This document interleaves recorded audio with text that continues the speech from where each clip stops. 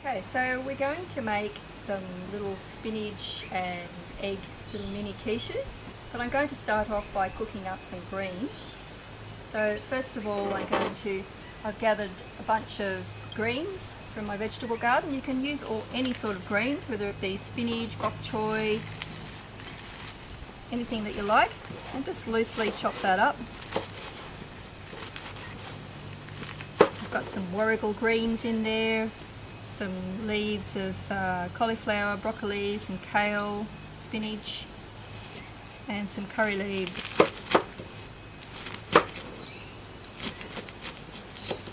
Don't probably want all the stems. Just give them a light little chop. Splash a little bit of your favourite oil in the pan. I like to also use some sesame oil because it gives it a nice little flavour.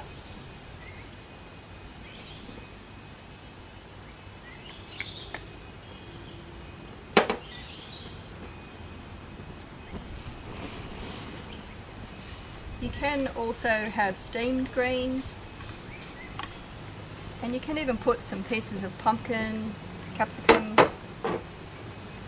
any vegetables that you like to have in your little mini quiche.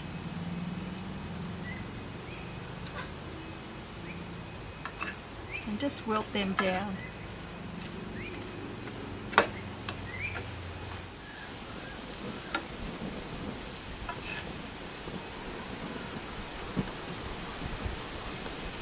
Okay, that's enough.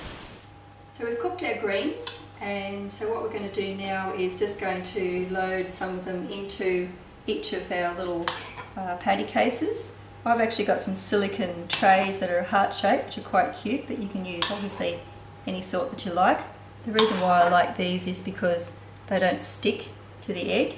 If you do have the traditional muffin cases, then you might want to use the little patty case liners, because otherwise the egg mixture sticks to the side of the pan and you can't get them back out again. Then we have about a dozen eggs that you beat up. You can either use a hand beater or just a fork. I like to add a little bit of flavour to it as well, so I have about a teaspoon of my spice blend, the Vitality Spice Blend, and just a little tiny bit of salt, about a quarter of a teaspoon. You can also add into this some various forms of protein. You can add in some pieces of chicken or turkey or ham or some salmon. Sometimes I cook up a piece of fresh salmon and put cubes of that into your patty cases before you put your egg in. So these ones are just going to be the plain egg and greens. And just carefully ladle your egg mixture into your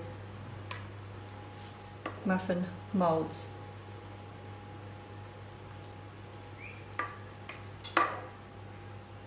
Now these make a great breakfast, or they can even be a lunch or a snack.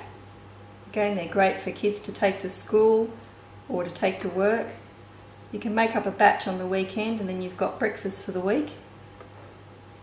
It seems to be just as easy to make up a big batch as it does to make up a small batch.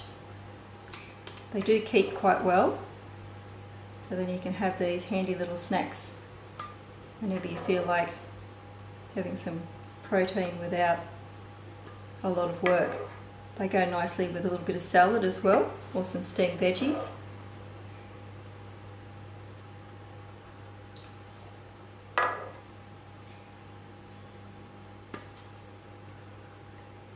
And I just like to bake these in a slow oven, about 160 degrees, until they're set, which can be anything between 20 minutes and half an hour depending on your oven.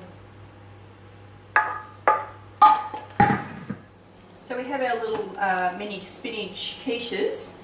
Now one little trick that I forgot to mention earlier is that you do need to put these silicone trays onto another tray first, because otherwise they're a little bit wobbly to hold once they're full. So pop that on the tray first, then put your mixture in. Pop them into the oven. I've got the oven set at 160 degrees.